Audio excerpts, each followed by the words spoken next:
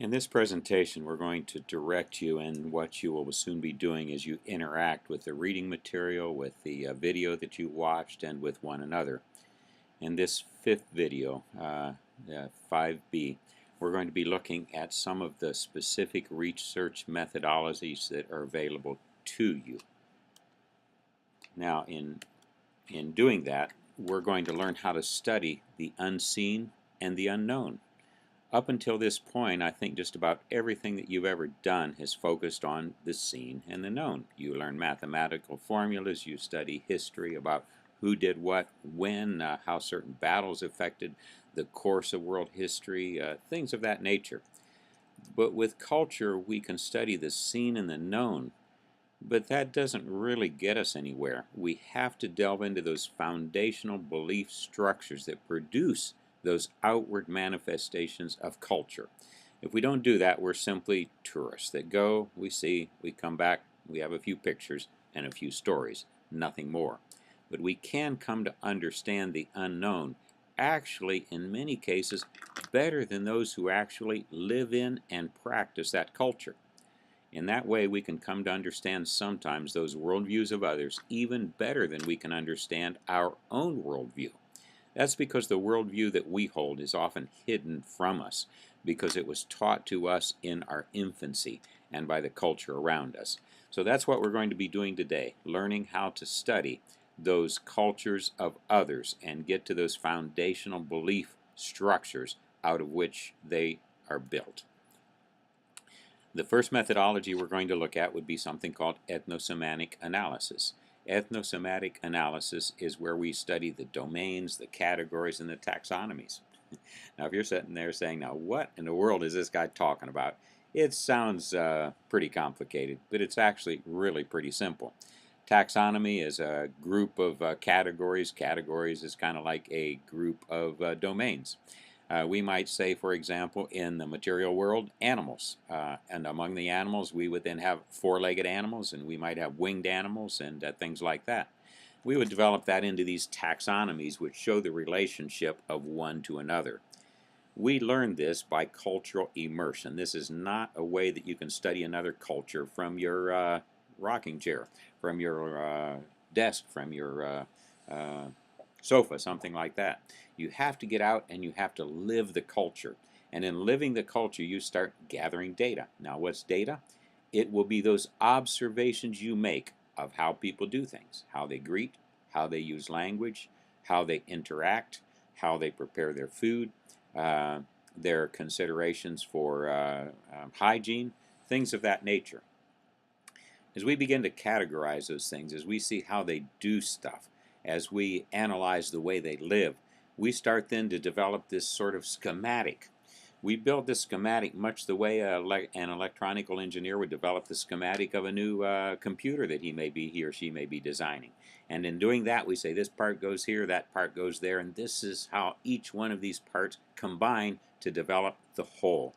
That gives us these universal themes that will be available in that particular culture. Universal themes that might be different from our own, or they may be similar to our own. And from this we can draw a summary, we can build a summary and draw conclusions that help us to understand that culture and what motivates it, and help others then to learn about that culture through our experiences. We also can analyze ritual. Now, often we in the West discard ritual. We say, that's just silly stuff that people do. It's just a repetition that somebody developed somewhere for who knows what reason or why. But yet, ritual is a rich source of understanding about a people. A group of individuals do not simply get together and start doing something for the fun of it. It has a reason. It has a purpose. And so rituals are actually structured dramas that will summarize the foundational beliefs of a people. They mark and describe important events and transitions in the lives of those individuals. Now, if you're wondering what I'm talking about there, think about your own life. This is really pretty simple stuff. Why do we have a marriage ceremony? Isn't it love that draws two people together? Is it not the commitment one to another? And yet, until that ceremony takes place, we don't consider a couple truly married, no matter how much they care about one another or how much they are committed to one another. And so it is. You'll have a graduation from this institution one day, Lord willing. We certainly hope so. And all. You will have terminated or finished every bit of your study. You will have turned in your last paper. You will have taken your last test. Everything will be done, but you still will not be a Bachelor of Science or a Bachelor of Arts in some specific material. You won't have your nursing license or your counseling license. You won't have that business administration degree. That graduation marks the transition from that of student to professional, and until that takes place, that event has not occurred.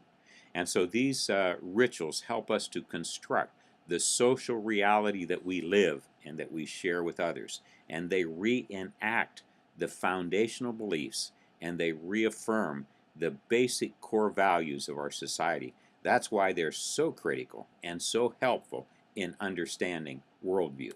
Now, another methodology that we can use is the analysis of folklore and myths. Now, in our Western culture, again, we really mess things up because we talk about a myth as something that's fake, that's phony, that's invented, that's just simply out there. It doesn't really mean anything because it is fiction. But yet, myths are far more than that, because a myth, a cultural myth, is actually a broad story that reaffirms the basic nature and value of life. These myths are told and retold because they fulfill that function and they have that purpose. They provide these foundational themes of culture that give meaning to life. And without these foundational themes of culture, living together as a community would be absolutely impossible. They make sense of the confusing and the fearsome world in which we live. There's not a single one of us that hasn't felt butterflies in our stomach at one moment or another as we face some unknown reality. We're often confused by things that we don't understand. We don't know how to go forward. And myths and folklore help us to develop a roadmap that we can follow as we move into the future. They do that for us, and they do that for every culture in the world. Narrative analysis is also another means by which we can study a people and come to understand their worldview. Now, what I mean by narrative analysis, isn't that the same thing as myth? No, it's actually something very different. This is the life story of real people. You talk to individuals, but more than talking to them, you listen to them. You simply ask them to speak, ask them to tell you about your life, and you sit there and intervene as little as possible, and you let the story of their life pour out of their heart, and you take note of that. Key informants are often selected. If you want to study homeless, for example, obviously you would go look for homeless individuals and talk to them. If you wanted to study academia, you might talk to administrators and professors. If you wanted to study perhaps the culture of law enforcement, you would talk to policemen. And so you look for these key informants that can tell you about the specific areas that you are interested in. Now, these individuals are interviewed and they're often recorded. And then afterwards, you go back and you analyze what they've told you. You look for the themes. You look for the paradigms of life that they've shared with you. And you start finding pretty quickly repetitions as people tell you their life stories and as they confront similar situations. It's pretty obvious then that any whole is actually the sum of its parts.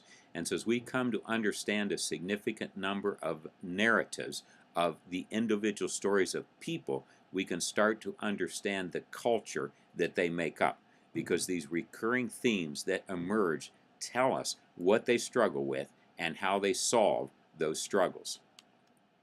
Case study analysis now is the last one that we're going to look at. There are more listed in your book, that is true. You can read about those there. You can go to the library and find some research methodology. I have plenty of books here in my own library if they don't have them over there in the KCU library, and I can share those with you.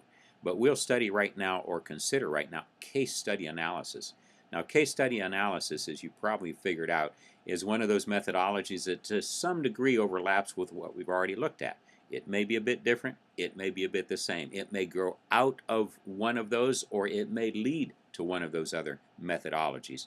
Because case study analysis is something that we use to study a whole to identify the individual parts. In other words, a case is going to be an event that occurs. It might be something like a criminal act. It might be something like a political event.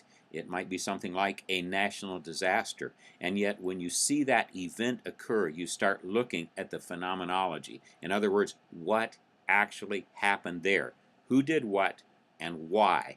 And as we study that, we can start to develop theories that explain those events, explain those actions, and what reactions occurred and why. As we tell about the case, or as the whole, we then look to the individual parts. Now, as I mentioned, there are many, many research methodologies out there, and each research methodology is not an entity in and of itself. It can be something like a salad bar that you pick and choose from, a little bit of this, a little bit of that. It may be a situation or scenario where you use this method and then build later and use the second method to confirm what you found out in the first one or what you discovered in the first one. It is a toolbox that you can use, as I mentioned in the beginning. And you open up your toolbox, you say, now what job do I have to do today, and what's the best tool for that purpose? That's how we use these research methodologies. The purpose of this class is to open a door of adventure and discovery to you and make you aware that we can study, we can learn the unknown without a textbook to take us there, and we can discover new caches of knowledge about the human reality in which we all live and in which we all move forward. I hope this particular class is one that enlightens you to the many opportunities there are to know the unknown.